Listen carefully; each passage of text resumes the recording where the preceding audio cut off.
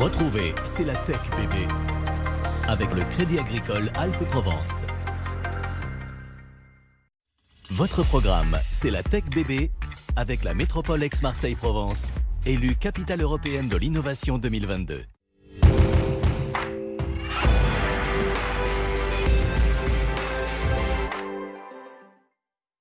Bonjour à tous et bienvenue sur BFM Marseille-Provence. Aujourd'hui, c'est à la tech au service de la Grande Bleue qu'on s'intéresse ensemble. Comment la Méditerranée est-elle une source d'inspiration pour innover au service de la planète? Nous verrons avec Mathieu Sommeck, le vice-président de la French Tech Aix-Marseille, que l'écosystème de notre région est à l'écoute de son milieu naturel. Nous découvrirons aussi Secure qui fabrique, grâce à sa technologie, des rochers naturels immergés.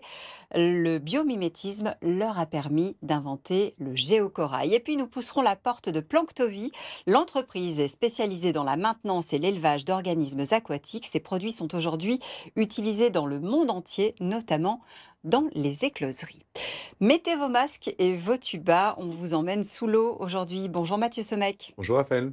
255 km de littoral chez nous et un espace encore plus soumis peut-être que les autres au dérèglement climatique qu'il faut protéger, mais qui est aussi, notre Méditerranée, une vraie source d'inspiration. Tout à fait. Le premier port de France, la réserve naturelle du parc des Calanques, une destination touristique très prisée, l'arrivée des Jeux Olympiques bientôt. Bref, c'est une zone qu'il faut préserver et protéger. Et ça en fait aussi un laboratoire à ciel ouvert où beaucoup de nouvelles innovations sont en train de voir le jour. Oui, on a d'ailleurs sur le territoire, Mathieu, de nombreux acteurs qui se sont mis en quelque sorte au chevet de la Méditerranée pour mieux la protéger. Tout à fait. On peut citer le pôle d'excellence Mer Méditerranée, qui regroupe les acteurs privés et publics engagés dans les sujets de protection, notamment de l'environnement. On peut citer un domaine associatif qui est très riche, puisqu'on dénombre pas moins d'une 50aine d'associations. Clean My Calanque, Entrepreneurs pour la planète, Pur Océan, qui est un fonds de dotation à portée internationale dont la mission principale est de mobiliser la société civile pour soutenir des projets scientifiques et innovants de protection des écosystèmes marins fragiles. Et de plus en plus de pépites aussi qui innovent. Je pense par exemple à Eranova. Eranova, c'est une société qui conçoit une technologie qui utilise les macro-algues vertes échouées sur les plages, qui sont donc un polluant, pour les transformer en une résine biosourcée, recyclable, compostable, bref, naturelle. On peut peut-être aussi évoquer V2O Marine, parce qu'elle a une véritable portée internationale désormais. On peut citer V2O Marine et ses dispositifs flottants tractés qui rassemblent la pollution marine afin d'en optimiser la récupération. Et parmi les entreprises qui se démarquent, il y a aussi Planctovie. La société travaille depuis maintenant 20 ans au maintien des organismes aquatiques. Comment? Grâce à ses solutions nutritionnelles, des produits qu'elle développe notamment pour l'aquaculture, mais pas seulement. Reportage, Marine Bossy. Depuis son laboratoire, l'équipe de Planctovie valorise le plancton marin pour la recherche scientifique. La société a mis au point des procédés de production de certaines souches planctoniques à destination des centres de recherche. Celles-ci permettent également de développer des solutions nutritionnelles. L'idée première, c'était de démocratiser, de populariser la production de zooplancton, de manière à ce que le client, donc un laboratoire de recherche public ou privé, puisse lui-même, dans son propre laboratoire, entretenir ses souches de plancton. Donc on a fait en sorte de simplifier au maximum la production de ces planctons. Ici, ce sont des rotifères qui sont élevés à très haute densité. On parle de 2000, 3000 individus par millilitre. Donc ce zooplancton, il doit le nourrir et nous lui fournissons tout ce dont il a besoin pour également nourrir son zooplancton. Ce sont essentiellement des microalgues, des pâtes d'algues. La société effectue des tests écotoxicologiques. Objectif, s'assurer de l'innocuité des composants de produits cosmétiques pour la faune marine et d'eau douce.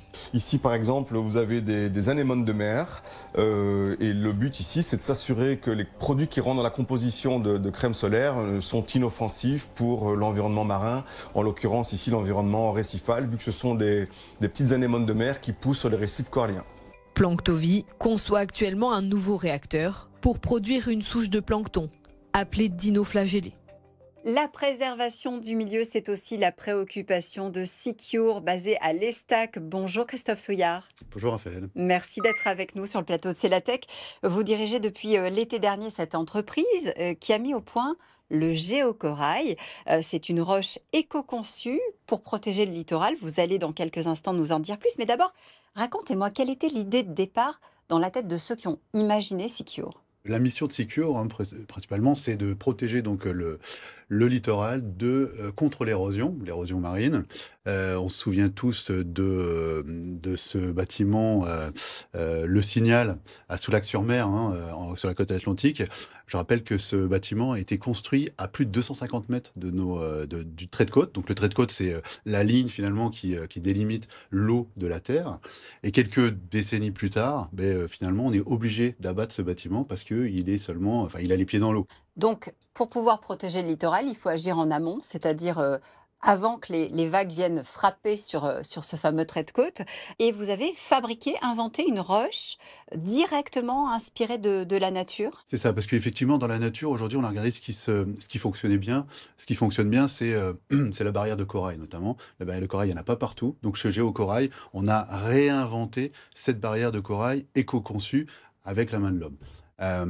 L'idée, donc, effectivement, c'est de fabriquer un caillou, une roche, totalement immergée, à partir des éléments présents donc dans l'océan, les sels minéraux, notamment le calcium, le magnésium présents. Elle est avec nous, hein. Elle est avec nous, cette roche, on dirait une pierre en fait. Absolument, c'est naturel, c'est naturel. Donc ça crée aussi un habitat, en plus de protéger donc l'environnement et le littoral de l'érosion, ça crée aussi des habitats naturels pour la faune et la flore aquatique. Donc là, on a des pierres, on a du sable, on a des bouts de coquillage. Qu'est-ce qui se passe pour créer cette roche? Le procédé que nous avons développé, c'est une réaction électrochimique sur la base d'une polarisation, d'une électrolyse de l'eau de mer.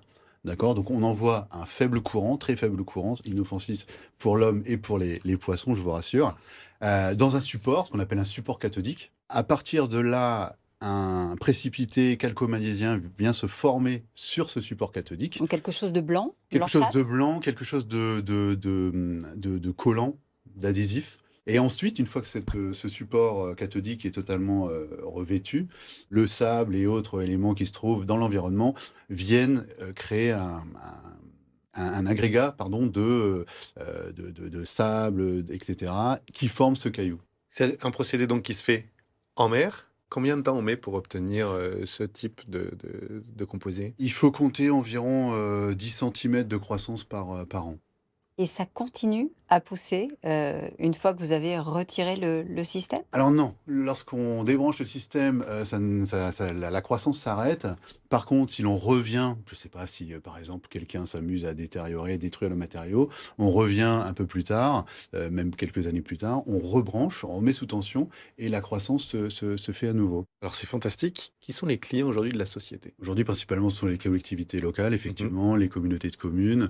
On a récemment terminé un projet sur la commune de Sainte-Maxime, là où on protège donc maintenant la plage de la Croisette pour la communauté de communes du golfe de Saint-Tropez. Combien de clients, combien de géocorail, géocoraux du coup installés aujourd'hui? Aujourd'hui, on a une douzaine de sites, principalement en France, répartis moitié-moitié à peu près entre la Méditerranée et la côte atlantique. On a aussi des sites en Espagne et un site en Israël. Des levées de fonds prévues, des augmentations de capital, une actu financière à venir? Effectivement, nous sommes en pleine levée de fonds. Donc, je suis à la recherche de 3 millions d'euros aujourd'hui. Nous avons trouvé 1,5 million. Donc, si des investisseurs nous écoutent, ils sont les bienvenus. Le marché est là.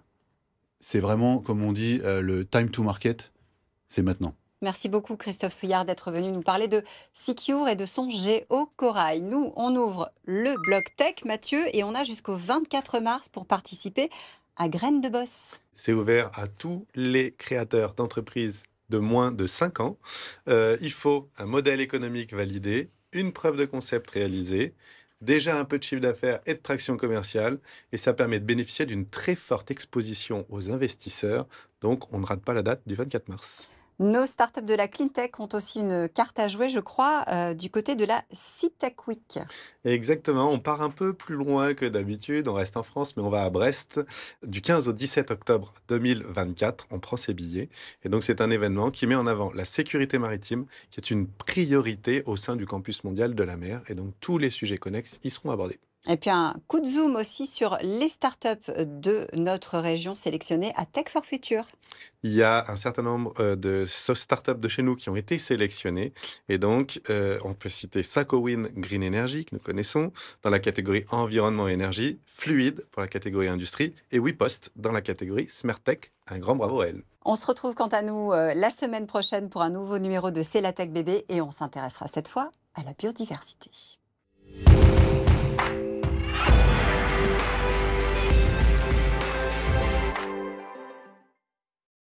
C'était votre programme, c'est la Tech Bébé, avec la métropole Aix-Marseille-Provence, le territoire de la diversité innovante.